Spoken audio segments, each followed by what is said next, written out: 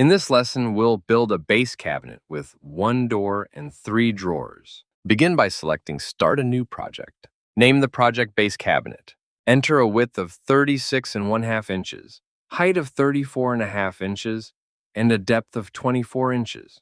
Then click Create. Choose Base Cabinet, the floor-standing cabinet designed for standard countertop height. The cabinet begins as an empty carcass. Click the green front opening to tell SketchList where you want to add the first part.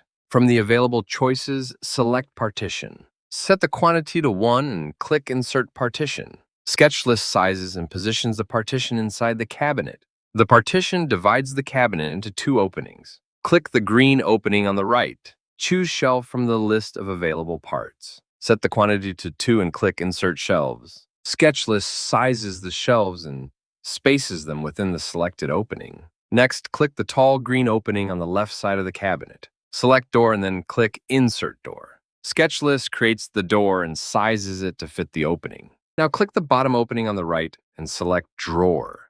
Click Insert Drawer. The drawer is created and fitted into the selected opening. Click the next green opening above the first drawer. Select Drawer again. Click Insert Drawer to add the second drawer. Click the final green opening at the top. Click Insert Drawer once more. Select Sheet Parts List. Everything added to the design has already been organized into the parts needed to build the cabinet. Expand one of the drawers to see its individual boards. SketchList shows every front, back, side, and bottom board, together with its dimensions and material. And that's the whole loop. You start by picking a shape, base, wall, pantry, whatever you're building, and it drops in with real shop standard sizes already set. From there, you just work opening by opening.